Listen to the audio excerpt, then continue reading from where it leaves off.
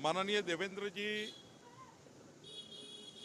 यांच्याकडे जी आज बैठक झाली, आमचे राष्ट्रीय सहसंघटन मंत्री शिवप्रकाशजी आणि सर्वच मंत्री, सभापती, अध्यक्ष आम्ही सर्व उपस्थित होतो।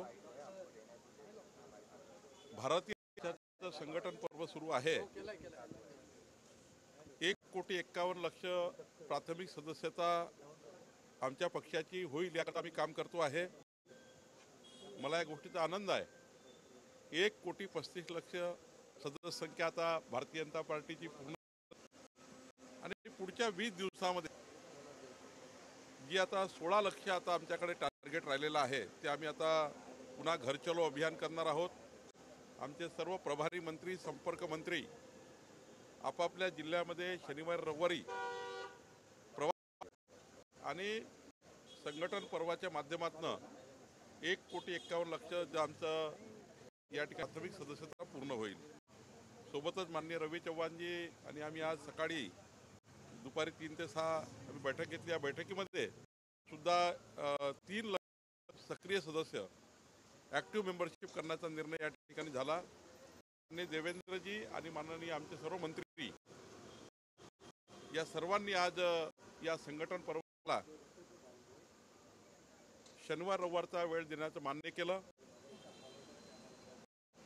या ठिकाणी 30 मार्चपर्यंत भारतीय जनता पार्टीच्या सर्व मंडळाच्या अध्यक्षाच्या निवडी म्हणजे आमचे तालुका निवडले जात याची योजना आम्ही तयार केली।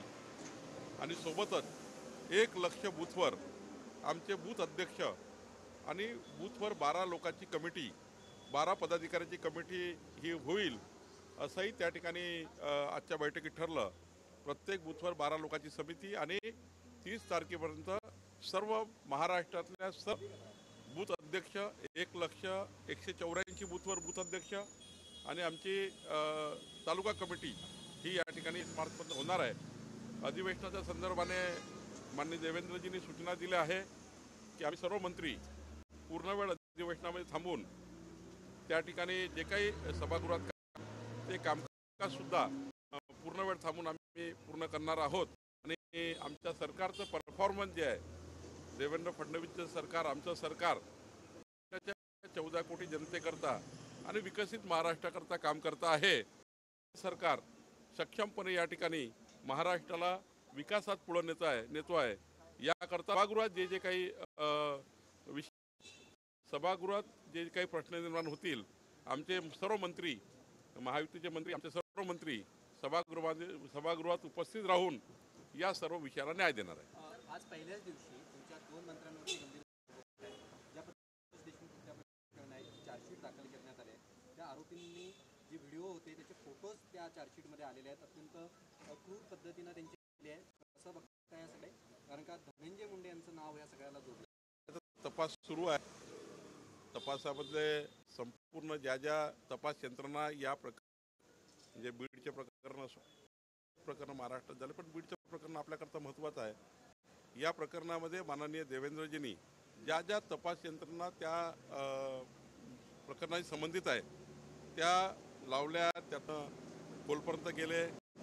एकही व्यक्ती म्हणजे असा कुठला पुरावा शिल्लक राहणार नाही की आरोपीला त्या ठिकाणी फाशीपर्यंत जाण्याकरता कोणती अडचण तयार होईल। तर उज्ज्वल निकमसारखे त्या ठिकाणी ॲडव्होकेट दिले आहेत। मला असं वाटतं आमचं सरकार, माननीय देवेंद्र फडणवीसजीचं सरकार हे कोणत्याही आरोपीला सोडणार नाही आणि आरोपी सुटणारच नाही अशी त्या ठिकाणी दक्षता घेतली।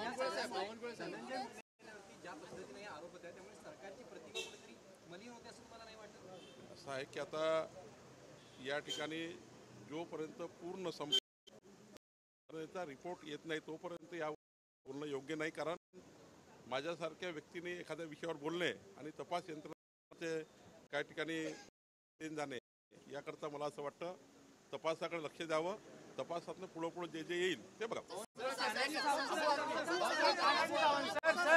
Sir Tanaji Sawant sir